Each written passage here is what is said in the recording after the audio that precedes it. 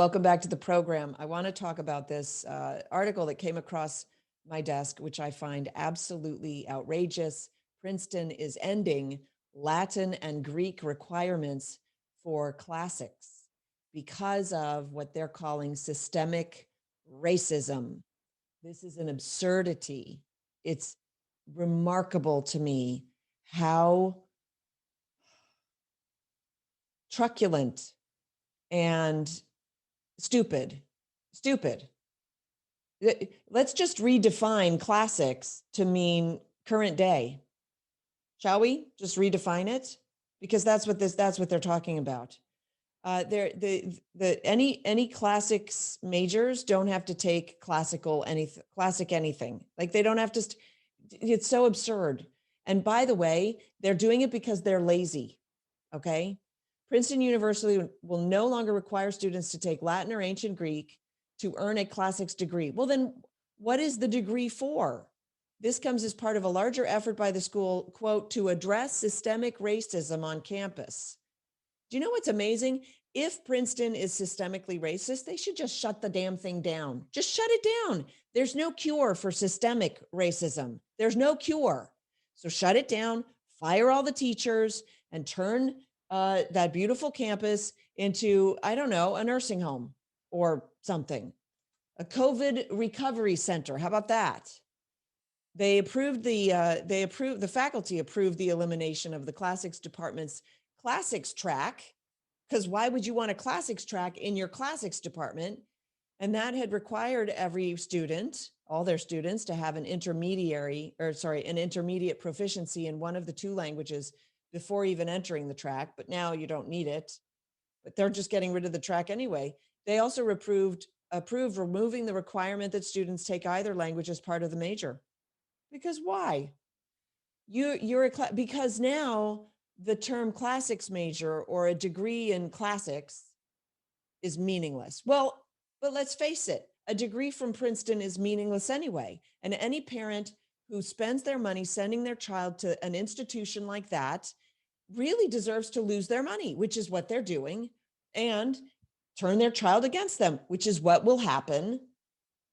So, okay, I want to share with you a quick story that happened to me. I'm very troubled by this, and I was at an event, and I was chatting with some friends and some new acquaintances.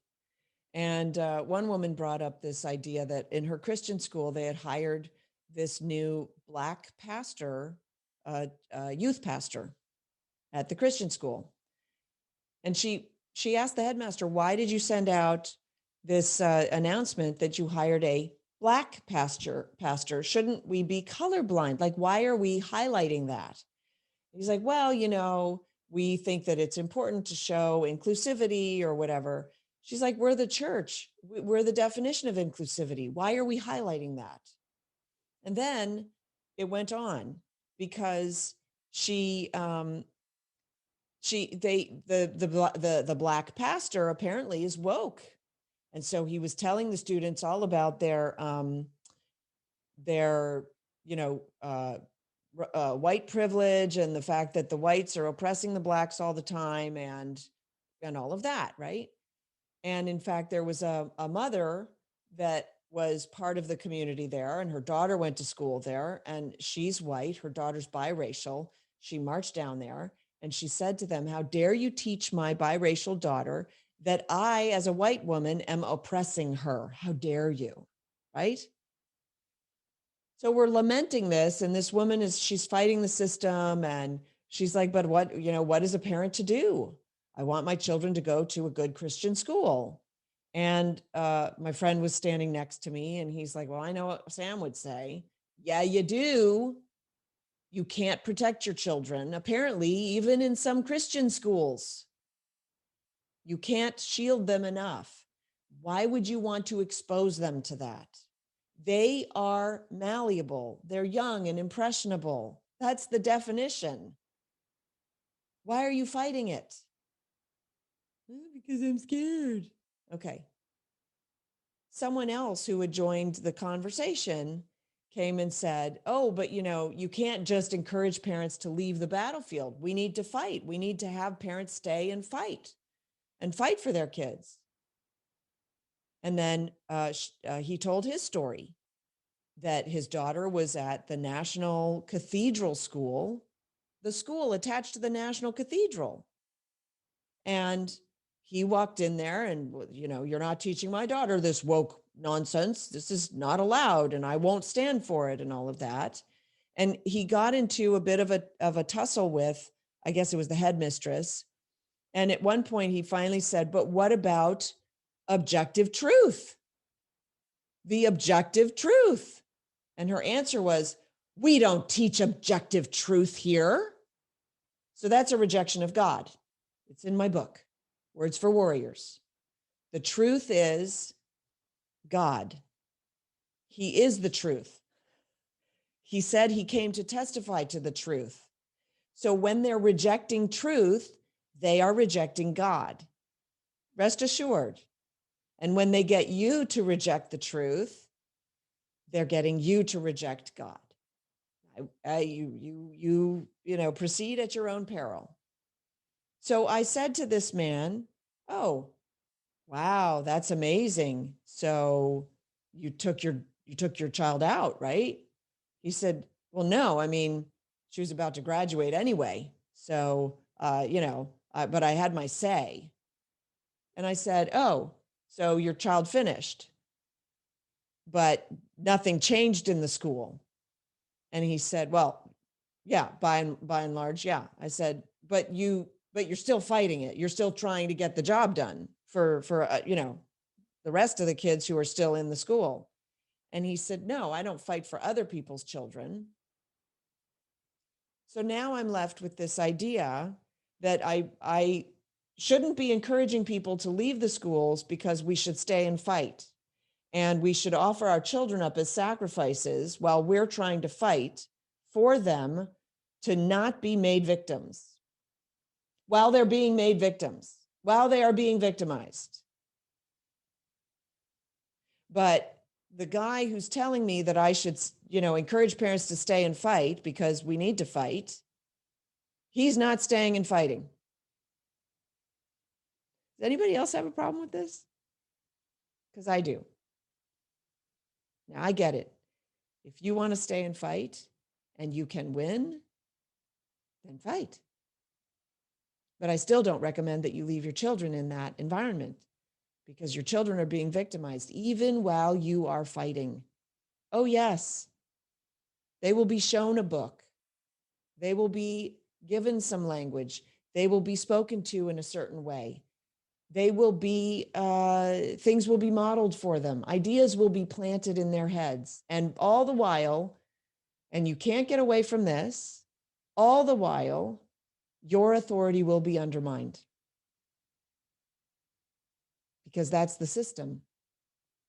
It cannot help but undermine your authority because it's built that way. Schools form a wedge between the child and the parent. They can also do a lot of good, just depends on how much poop you're willing to put up with in your water, in your drinking water. That's comes from a chapter in my book, They're Your Kids. Poop in the water.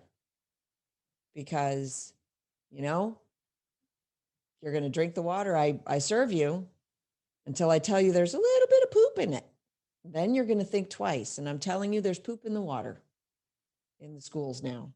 Critical race theory. Do you want your child learning that as a white person, he or she is inherently racist? There's nothing that he or she can do about it. That is victimization in its worst form. Do you want your child learning that he or she can choose whatever gender and change their gender and get medical treatment without your approval? You think that doesn't form a wedge between the child and the parent? You think that doesn't hurt your child somehow? Your child should look up to you as a hero. It's really sad what people are going through. Okay, I just want to cover this. I've got a couple more minutes. The New York Post did this article, Fauci's emails should put an end to the cult media built around him. The trove of emails from Dr. Fauci that was released when this FOIA Act, the Freedom of Information Act, stretched to early 2020. I talked about some of them in a previous segment. The thing is that it's not just the mask. Here's the thing, because Rand Paul took on Fauci. He's basically the only guy. There might be a few others, but Rand Paul took on Fauci and said, I'm not buying everything you're selling. On the lab leak theory, Fauci and the head of the National Institutes of Health, which is Francis Collin, who headed up the Human Genome Project, they had an email exchange with the subject line, "Conspiracy gains momentum." Fauci's insisting that he's always maintained an open mind to the possibility that the virus leaked from a Chinese lab, but he didn't disclose that until this week. So he was going along with it. He was even thanked by Peter Daszak, who is affiliated with the Wuhan lab, for, quote, publicly standing up for the increasingly discredited natural origin conspiracy theory. And so this goes on to more of Senator Rand Paul. And by the way, the media just lambasted him for standing up to Fauci. On their key disagreement, whether the infection provides natural immunity, Fauci's own emails vindicate Senator Paul. He wrote, "No evidence in this regard, but you would assume that there would be substantial immunity post-infection. And yet, publicly, he said, no, we need to wear 2 masks now," even though he knew at the time that the masks were problematic and ineffective at battling the virus. In another interview, Fauci said that it is in China's best interest to be open and honest. We shouldn't take an accusatory approach to the communist regime. Shouldn't be accusatory, they write in the Post. Has the man taken leave of his senses? China has lied from day one. It is complicit in copious deaths worldwide. Fauci thinks we should play nice. That's only because he's worried about what we might discover. So the question is, are we going to hold him accountable? And that brings me to the end of my show for the day. Thank you so much for listening. If you're watching on YouTube, please don't forget to subscribe. Trying to work on my subscribership. It's very helpful. I promise I won't bug you. So do it. Subscribe now. Right there below, subscribe. Just hit that little button. You're done.